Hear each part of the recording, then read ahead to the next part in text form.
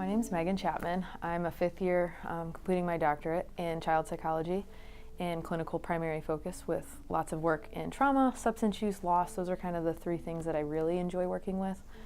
Came to grad school with the idea of wanting to work with trauma. And then as I worked kind of with a lot of clients with trauma, saw that there was this huge pattern of substance use as a way of coping. So felt that while I'm still in grad school under a lot of supervision, I really should get some heavy focus on substance use as a way of kind of dealing with both at the same time, because they are very strongly overlapped. Pretty much developed this when I work with kids. They always had phones, they always were engaged with that. It was always a power struggle in sessions to get them to put it down for me to do my work that I was there to do with them.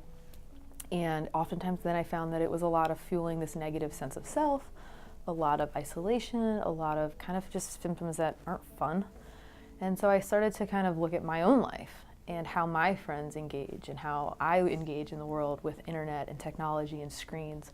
And I saw that it really was the same patterns, was that a lot of people are more interested in that than they are in developing a conversation with somebody who actually cares way more than whoever they're talking to in these chat rooms or on social media or things like that. There's the vulnerability that comes with face-to-face conversation. There's connection.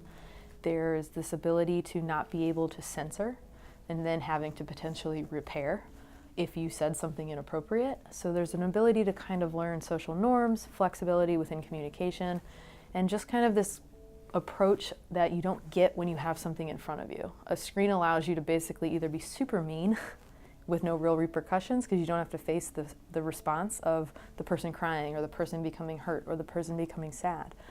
But also at the same time, you don't have any connection either. You just get to be mean with no repercussions.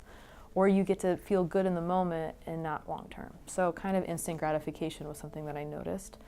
And so then I was like, well, I got to do this thing called a dissertation. Might as well spend now 3, will be 4 years studying this. But basically it all came from the lack of connection of others, and it doesn't make sense since humans are social beings and humans want to be connected. Humans need to be connected. For almost every single person out there, they crave it, they want it, and when it's not there, they miss it.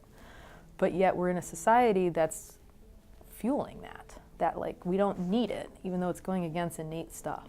It's going against what is organic to being just a human being.